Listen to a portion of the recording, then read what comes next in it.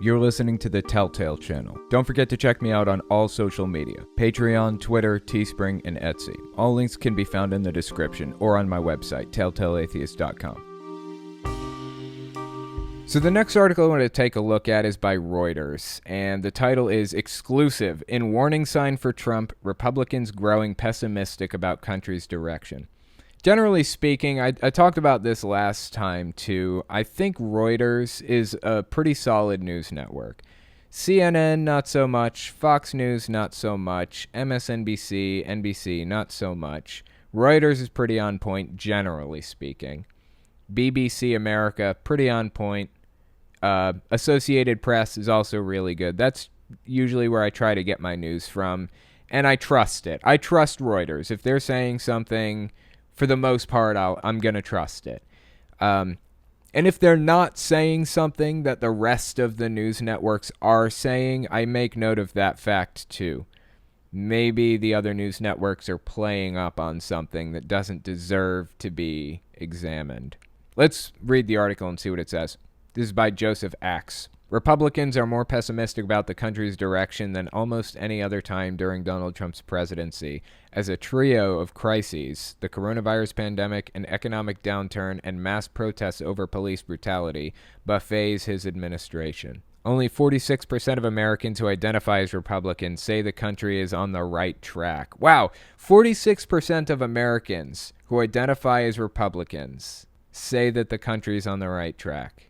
That's surprisingly low right now for having a Republican president. It's the first time that number has fallen so low since August 2017, when a rally organized by white supremacists in Charlottesville, Virginia, led to violent clashes with counter-protesters. As recently as March, before the novel coronavirus forced widespread shutdowns across the country, about 70% of Republicans said they were optimistic about the country's direction. Yeah, I guess early March. I think it was like February 23rd, or was it March 23rd, when the stock market took a massive plunge? I don't remember.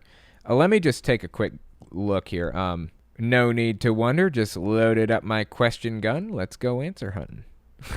I know how awfully cringy that is. That's why I do it. I absolutely love it. Okay, so I'm looking at the stock market right now. The Dow Jones, it really started to plunge February 23rd. It really fell February 20th to 23rd. That's where it really bottomed out hard.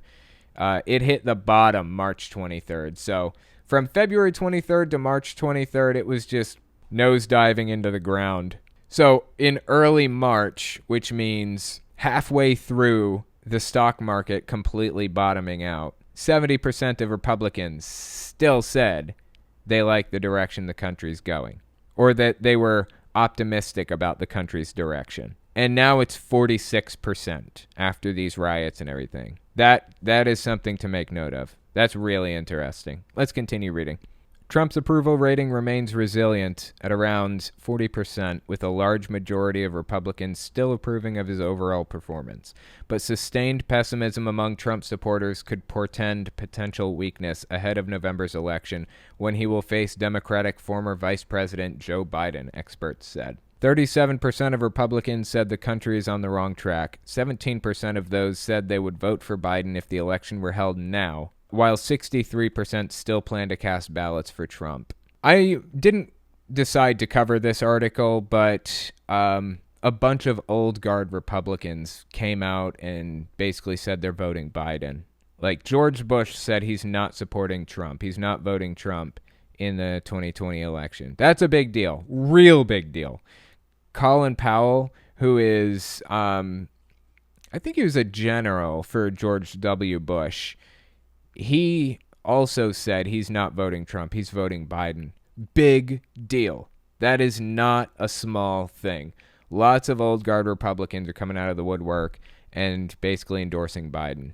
In an election, most analysts believe will come down to a handful of closely divided states such as Michigan, Pennsylvania, and North Carolina. Even minor defections or a dip in turnout among the Republican ranks could imperil Trump's chances. Yeah, Trump's in a real bad place at this immediate moment. But he's still got 5 months to go. We still have 5 months. And if I know anything about Trump, it's that he's a phenomenal propagandist. He's very good at it. He's going to use the fire hose technique, which I talked about on my channel recently, where he uses as many media channels as he possibly can. Fox News, One American News Network, Twitter, White House press briefings, to spread as many false facts as possible, as much misinformation as he possibly can. Basically, Gish Gallop false information and keep saying it over and over and over again through as many media channels as he can until people start believing it. It's a form of gaslighting and Gish Galloping. So he's got 5 months to do that. We'll see if he can manage to re-brainwash the country in time for the election after he completely royally fucked up with bringing in the military. Let's continue reading. It probably should be concerning for the president, even though it's reasonable to say he still maintains strong support among Republicans, said Kyle Kondik, an elections analyst at the University of Virginia. Republicans believe an economic rebound in the fall would bolster his prospects. Friday's jobs reports showed more than 2.5 million jobs were added last month during the thick of the coronavirus pandemic. Trump touted the gains as the greatest comeback in American history. As we learned recently, that's not actually true. I don't know when this article was written, but we found out that the unemployment rate was fudged. It isn't 13.3% like we thought. It's 16.3%. They were miscounting it. Called it an accounting error. I don't know if it was intentional or not. Who fucking knows at this point, but it was not that much better. They were expecting 19%. They got 16.5%. So I guess it's a little bit better, but it's not the greatest comeback in American history. Trump campaign spokeswoman Erin Perrin said in a statement, polling is notoriously wrong. We are 5 months from the election, and any polling now is not a clear indicator of election results. Pollsters were very wrong in 2016 and underestimate voters' enthusiasm for President Trump every time. No, polls are not notoriously wrong. That is false information. Polls are actually pretty good, generally speaking. The polls were largely correct in 2016. It's just Hillary Clinton did get more votes than Donald Trump. It's just the way that the votes fell meant that he won the most electoral votes, because we don't live in a democracy in the U.S. We live in a representative democracy, or a republic. So the way that the votes fell led us to think that that Hillary Clinton was going to win, but Donald Trump won the Electoral College, and that's what counts in this republic. So this is raising a lot of red flags for people, raising a lot of red flags for Trump. It's very concerning, and who knows what he's going to do to try to get things back on track. Basically anything, I imagine. I don't know why he thought bringing in the military was a good idea right now, before the election. You'd think he'd be on his best behavior right now, but maybe this is his best behavior when he's got nothing else to lose in 4 years, when he's got 6 months left of his 8 years.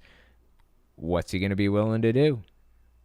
I mean, he has taken the constitutional rights of Americans and trampled on them in horrific, disturbing ways.